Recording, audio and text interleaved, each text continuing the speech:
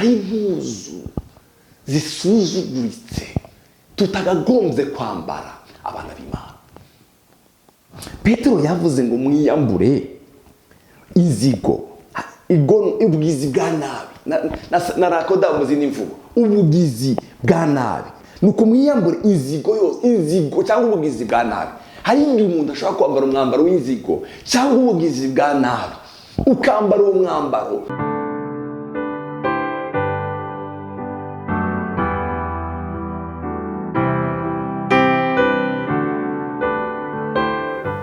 Shalom, ndabaramukije, bifuriza amahoro ya Kristo Yesu uganze imitima yanyu.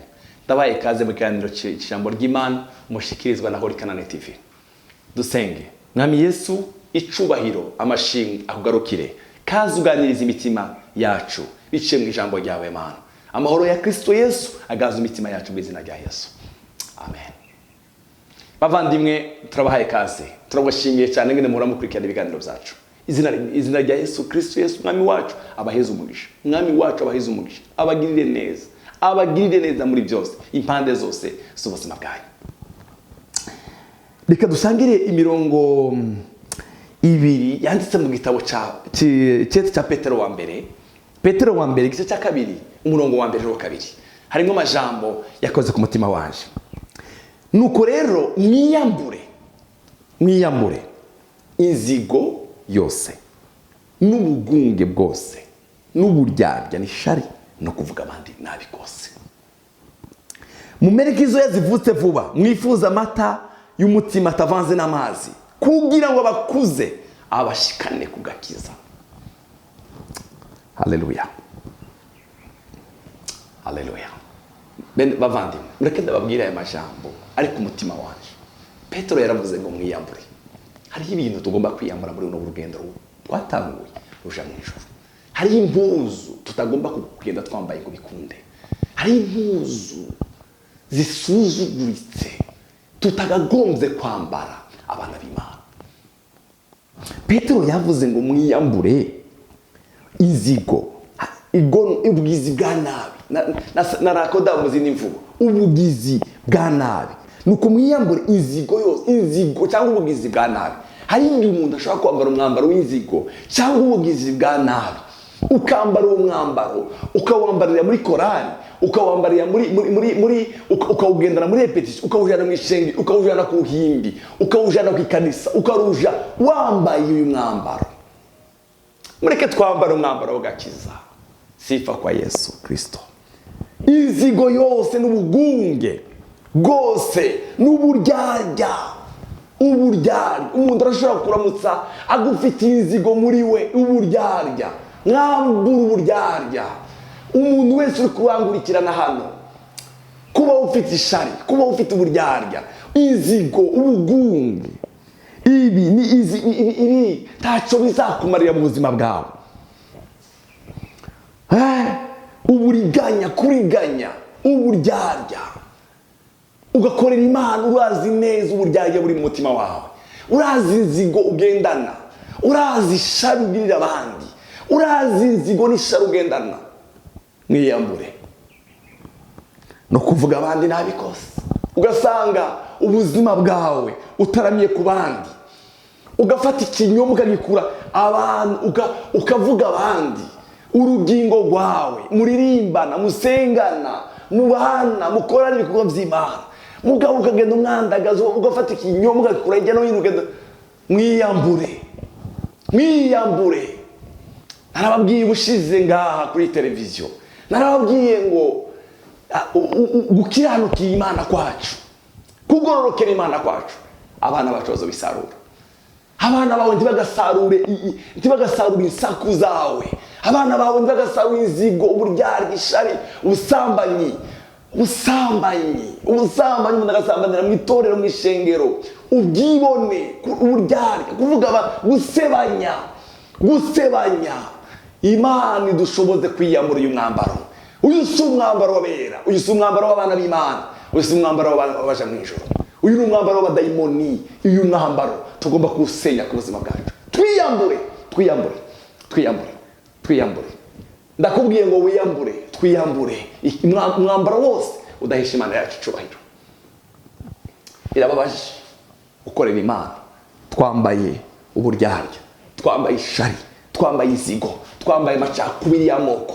Ugasanga amacakubiri y'amoko arakugajije muri wowe, mugabo ugafata Bibiliya ugatangira kuvuga twiyambure uyu mwambaro si uw'abana b'Imana, uyu si uw'abana b'Imana. Twiyambure. Haleluya, haleluya Yesu. Twiyambure. Ntarabandanya, reka nsome ijambo ryanditse mu gitabo cy'Abagalatiya, Galatiya 5:19. Haravuga ngo ariko kandi ibikorwa bya kamere mekanyo biramenyekana nk'ibi: ubushakanyi, ibihumanya by'isoni nke. Ugasanga twambaye umwambaro w'ibihumanya by'isoni nke, ubushakanyi, gusenga ibigirwamana, uburozi, ubwazi, itonganya, ishari, uburake, ikeba, kwitandukanya ibice, igono, kuborerwa, kudandahirwa n'ibindi bene byo. Ugasanga uyu mwambaro turawambaranye muri korari, turawambaranye mu ruhimbi, turawambaranye muri baraza, mu bakozi b'Imana. Ugasanga uyu mwambaro niyo wambaye, ukambara uyu mwambaro, umutima wawe n'ubwenge bwawe n'Imana ukorera iraza umwambaro wambaye. Mureke dukorera Imana dufite umutima twatobgereje ikibi. Paulo yaravuze ngo nzagendana umutima utanyagiriza ikibi, nzagendana umutima utanyagiriza ikibi, nzagendana umutima utanyagiriza ikibi. Petero yavuze mu murongo wa 2, igice cya 2, umurongo wa 2, mumereke inzoya zivutse vuba, mumereke inzoya zivutse vuba. Mwifuza amata y'umutima atavanze n'amazi, mwifuza ubutumwa butavanze n'amazi, mwifuza ubutumwa butavanze n'amazi. Haleluya, haleluya. Kugira ngo bakuze bashikare bwakiza, ubutumwa butwica, ubutumwa butuma duheba kamere, ubutumwa twifuza, ubutumwa butavanze n'amazi, twifuza ubutumwa butavanze n'amazi. Nibwo buzadukuza bukadushikana kugakiza, nibwo buzadukuza bukatujana kubana na Yesu. Ubutumwa butavanze n'amazi nibwo buzadukuza bukatujana kubana na Yesu mwami wacu. Urifuza kubana na Yesu, hari umwambaro ugomba kwambara mu buzima bwawe.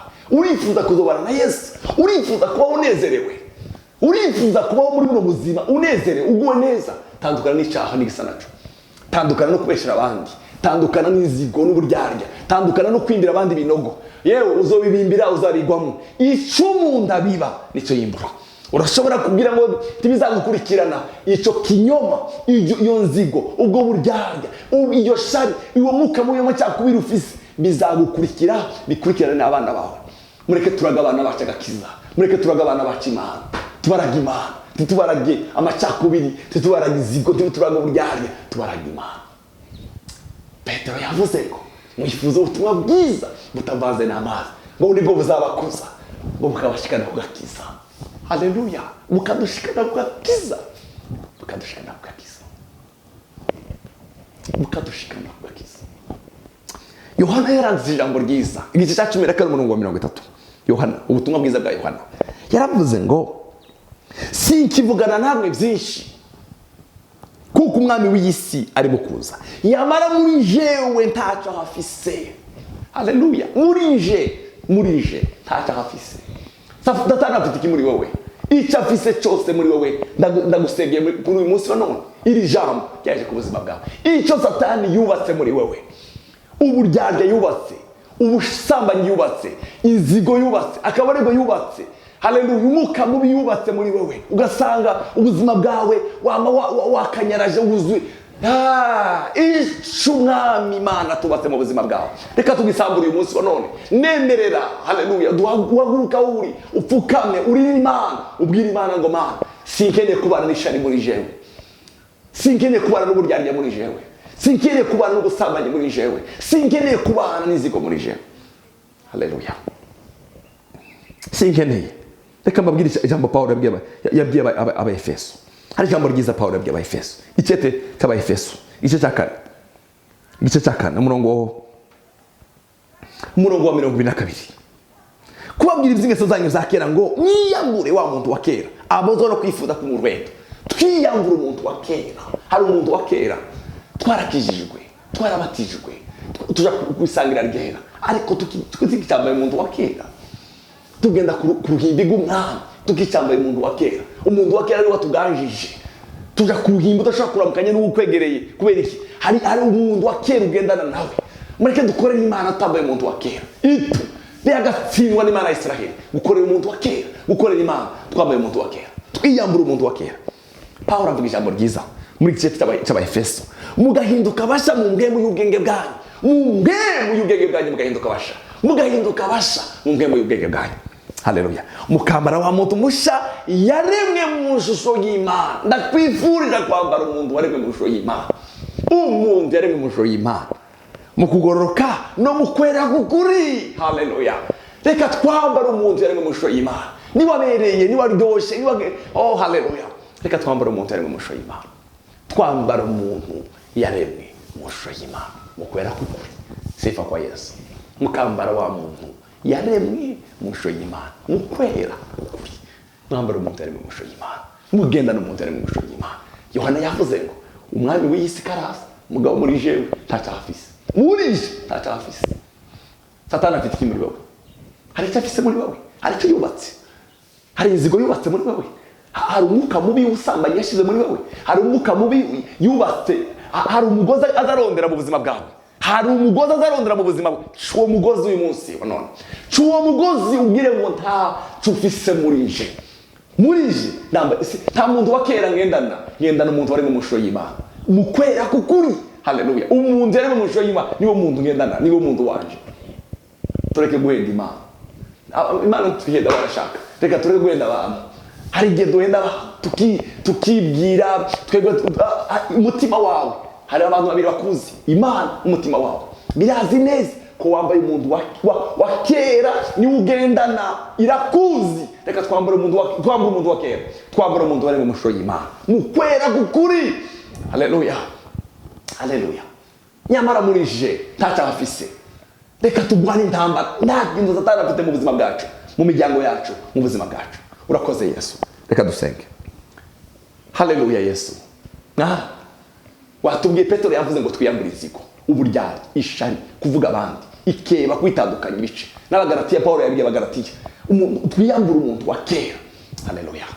Twakirane ijambo ry'Imana tumere nk'abana bavutse twifuza ubutumwa butari n'amazi butapfumuye nibwo buzadukuza bugadushena kugakiza. Wavuze umwami w'isi karasa ariko muri jewe ntacyo afise, ntacyo azosangana muri jewe harimo Kristo, harimo umwami w'abantu niwaganjije mu mpemu no mu bwenge mu buzima bwacu. Yesu niwaganjije ugaze imitima yacu uduheze gupfa guca gitoya lakini tube tuguhimbara. Umunsi niwavuze inzamba mwami ntitukabe twararuhiye ubusa, turanze kuruhira ubusa mwami, turanze kuzoruhira ubusa. Turifuza kuzakubona, turifuza ku munsi uzatubona mu bwami bwawe. Icubahiro bwarukire mu izina rya Yesu. Amen.